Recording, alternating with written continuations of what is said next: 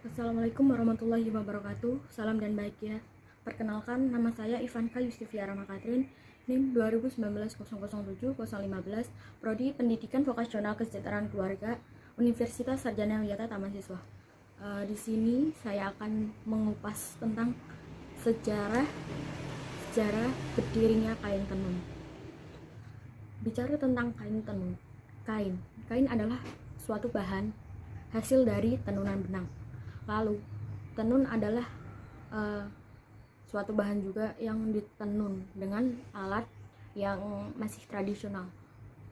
Terus troso sendiri diambil dari nama desa yang memproduksi kain troso tersebut. Nama desanya adalah Desa Troso, Kecamatan Pecangaan, Kabupaten Jepara. Desa Troso terletak 15 km ke arah tenggara dari pusat Jepara. Dari sinilah proses perkembangan sentral industri tenun berawal, berkembang dan mengalami pasang surut dari tahun ke tahun. Menurut legendanya, sejarah kain tenun Troso dimulai saat masuknya agama Islam di wilayah Jawa Tengah dan sekitarnya, yaitu pada masa berdirinya Kerajaan Mataram Islam. Kain ini dipakai pertama kali oleh Mbah Senu dan Nyi Senu saat menemui ulama besar Mbah Datuk Gunardi Singorojo saat sedang berdakwah di Desa Troso. Kemudian masa awal kain tenun ini dibuat khusus sebagai pelengkap pakaian raja. Sejak saat itulah keterampilan membuat kain troso dimiliki oleh warga Desa Troso dan diwariskan secara turun-temurun. Pada sekitar tahun 1935 sebelum masa kemerdekaan Indonesia, pengrajin tenun troso membuat kain gedong. Kemudian saat keahlian mereka semakin berkembang, mereka mulai membuat kain tenun pacal, yaitu pada sekitar tahun 1943. Pada saat tahun 60-an terjadi sebuah perkembangan signifikan pada industri tenun di daerah di mana saat itu para pengrajin tenun secara besar-besaran mulai meraih menggunakan alat tenun bukan mesin atau ATBM, menggantikan alat tenun tradisional. Produksi kain tenun lurik, mori, dan sarung ikat mengalami perkembangan pesat secara jumlah maupun kualitas. Saat itu adalah masa keemasan dan kejayaan kain tenun troso. Namun pada akhir tahun 70-an, industri tenun troso mulai mengalami kesulitan ekonomi. Banyak perusahaan tenun mengalami gulung tikar. Peristiwa ini diakibatkan karena mulai berdirinya perusahaan tenun besar di Indonesia menggunakan alat tenun mesin atau ATM.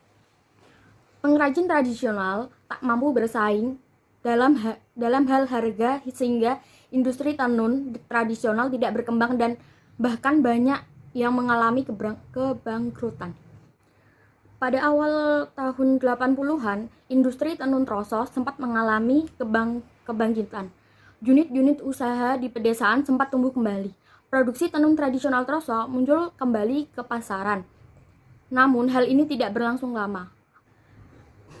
Periode sulit mulai menghampiri lagi industri tenun ini sekitar tahun 1985 sampai 1988. Kondisi pasar lesu dan banyak pengusaha tenun mengalami kebangkrutan kembali. Sampai akhirnya Gubernur Jawa Tengah yang menjabat pada waktu itu turun tangan demi menghadapi masalah ini.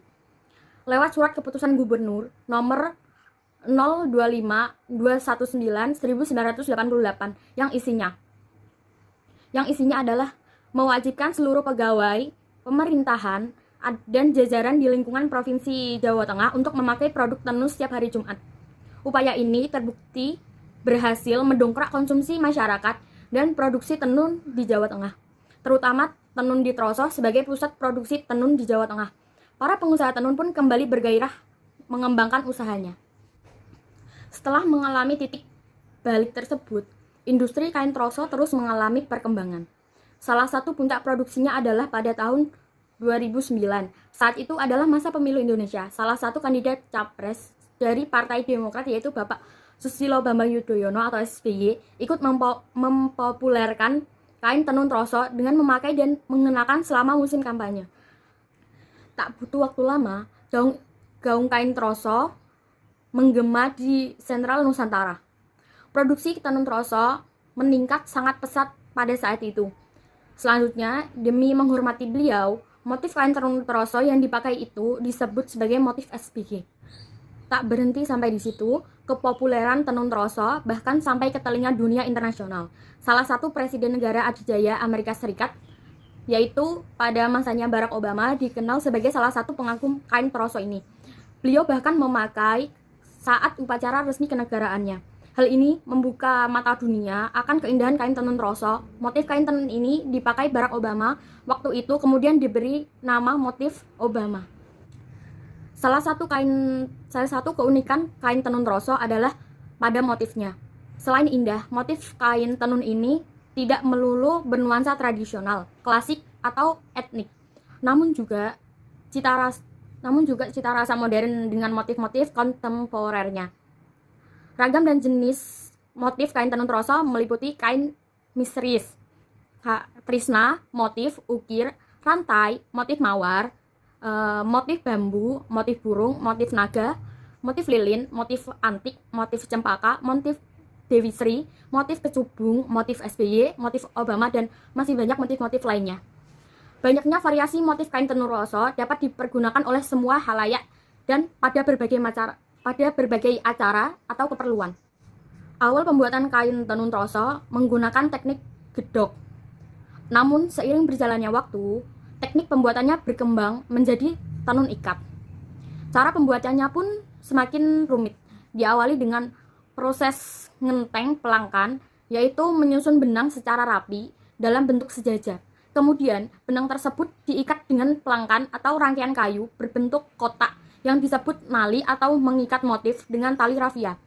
Proses selanjutnya adalah proses penataan motif dan pemberian motif pada benang yang akan ditenun. Akhirnya proses penenunan dilakukan memakai alat tradisional, yaitu alat tenun bukan mesin atau ATBM. Hasilnya menjadi lembaran kain seperti sekarang yang sering disebut masyarakat dengan kain tenun troso. Satu lembar kain tenun troso harganya bervariasi, dari mulai ratusan ribu hingga jutaan rupiah. Perkembangan penjualan kain tenun troso pun kian ramai. Pelaku perdagangan kain tenun ini pun bukan hanya berasal dari penduduk lokal Jepara saja, namun juga dari berbagai daerah. Tingginya permintaan konsumen dan besarnya pasar mengakibatkan harga jual kain tenun troso relatif stabil menggembirakan.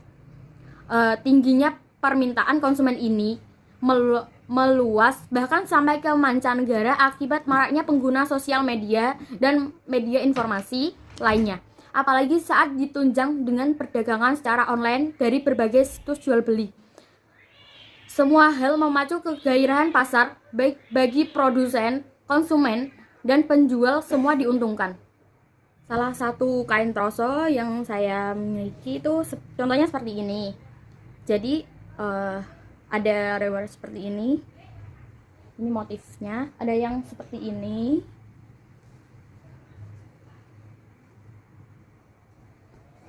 juga ada yang seperti ini.